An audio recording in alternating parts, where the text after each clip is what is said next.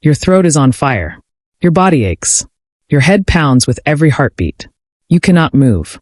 You cannot hunt. You cannot gather. And somewhere out there, beyond the entrance to your shelter, the world does not stop for you. For most of human history, getting sick was not an inconvenience. It was a potential death sentence. No hospitals. No pharmacies. No doctors with prescription pads. Just your body, your group, and whatever the earth around you had to offer. So what did your ancestors actually do? The answer is stranger, smarter, and more human than you might expect. Let us start with what we know for certain. Your ancestors got sick. Often. The skeletal record is full of evidence. Healed fractures, bone infections, signs of prolonged illness survived against the odds. Researchers like Sebastian Villot, who published work in the American Journal of Physical Anthropology in 2010, have analyzed ancient bones and found something remarkable. These people did not just get injured. They recovered. They lived for years, sometimes decades, after injuries that should have killed them. That kind of survival does not happen alone. Someone had to help. Think about what that means. Deep in the Paleolithic, long before any written record, before any city or civilization, there were already people caring for other people who could not care for themselves. That is not a small thing. That is the foundation of medicine itself. The most famous example comes from a cave in northern Iraq called Shanidar. Inside that cave, archaeologists discovered the skeleton of a Neanderthal male, now called Shanidar I, who had lived with devastating injuries. His right arm had been so severely damaged it had partially atrophied. He had damage to his eye socket, likely leaving him partially blind. He had healed fractures across his body. He was, by the physical evidence, someone who could not have survived alone for very long. And yet, based on the bone healing and his apparent age at death, he had survived for years, possibly decades, in this condition. Ralph Seletsky, the archaeologist who excavated Shanidar Cave in the 1950s and 1960s, concluded that this individual had been cared for by his group. Deliberately. Consistently. Over a long period of time. Your ancestors were not just surviving together. They were nursing each other. But care alone was not enough. Your ancestors needed something more practical. They needed something for the pain. Something for the fever. Something to help a wound close or a stomach settle. And they found it. Not in a laboratory. In the ground beneath their feet. Karen Hardy and her colleagues published a striking study in 2012 in Quaternary Science Reviews. They analyzed the dental calculus, the hardened plaque, on Neanderthal teeth found at Shanidar Cave. Inside that calculus, they found chemical residues of specific plants. Yarrow, groundsel, ephedra. Here is what makes this finding so significant. These plants are not food. They have little to no nutritional value. But they have well-documented medicinal properties. Yarrow is an anti-inflammatory and has been used for thousands of years to slow bleeding and reduce fever. Groundsel has traditionally been used to ease stomach pain. Ephedra, known today as the source of ephedrine, is a powerful stimulant that can open airways and fight respiratory infection. Your Neanderthal cousins were not accidentally chewing on random plants. They knew what those plants did, and they used them deliberately. This was not magic. This was knowledge. Accumulated, tested, passed down, refined. A pharmacopoeia built not from books but from tens of thousands of years of watching, trying, surviving, and remembering. Daniel Mowerman, in his monumental 2002 work on Native American ethnobotany, documented over 2,700 plant species used medicinally by indigenous peoples across North America alone. 2,700. That knowledge did not appear overnight. It represents an unbroken chain of botanical learning stretching back into deep prehistory. The plants your ancestors used had names long before those names were ever written down. They had uses.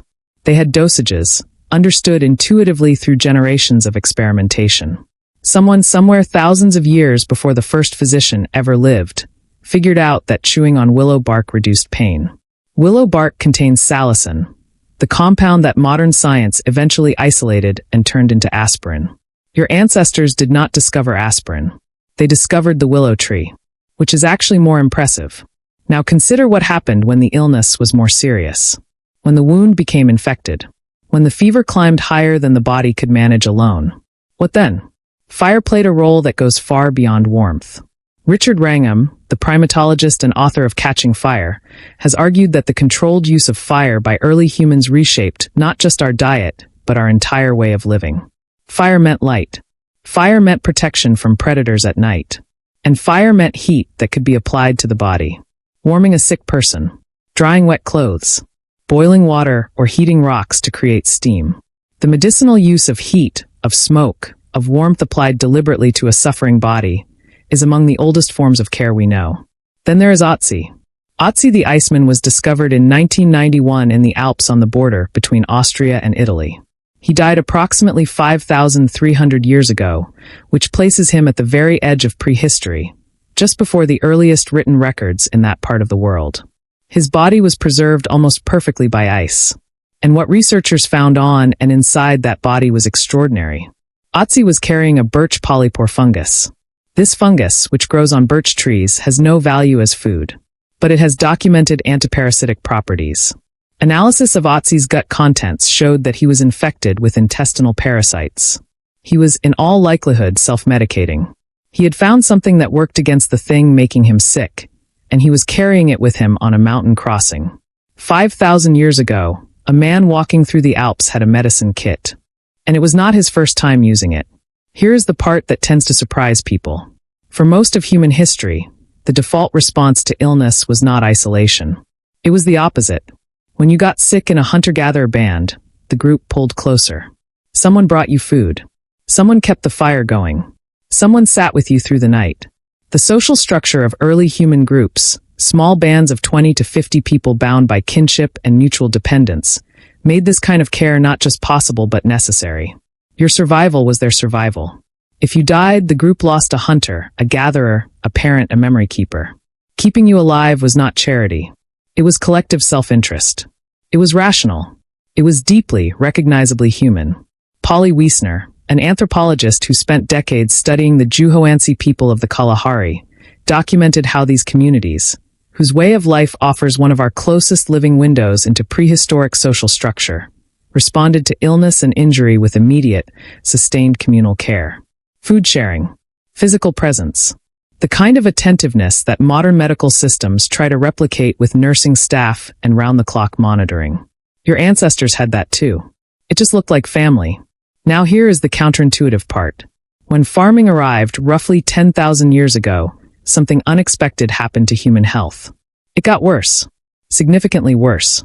Skeletal evidence from the transition period between hunter-gatherer life and early agricultural settlements shows a dramatic increase in nutritional deficiencies, dental cavities, bone lesions, and signs of infectious disease.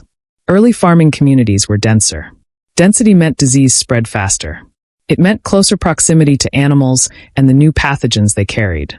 It meant a narrower diet, heavier in grain and lighter in the diverse plant and animal foods that had sustained human health for hundreds of thousands of years. The invention of farming was, in many ways, a public health catastrophe. The people who came before it, the wandering bands of hunters and gatherers, were often taller, stronger, and showed fewer signs of chronic illness than the early farmers who replaced them. The irony is sharp. The civilization that eventually gave us hospitals, antibiotics, and surgery began with a dietary shift that made ordinary people sicker than their ancestors had been. But your ancestors survived it. They adapted. They always adapted. So the next time you reach for a painkiller, consider the chain of knowledge that led to it. A willow tree noticed by someone unnamed 50,000 years ago. A plant residue preserved in the calculus on a Neanderthal tooth. A fungus carried by a man crossing the Alps before history had a name for what he was doing. Every remedy in your medicine cabinet has a shadow behind it, stretching back into a time before writing, before cities, before everything you think of as civilization. Your ancestors got sick. They hurt. They suffered. And they took care of each other anyway. That has not changed. Your throat is still on fire. Your body still aches. But somewhere nearby, if you are lucky, someone is bringing you something warm. They have been doing that for a very long time.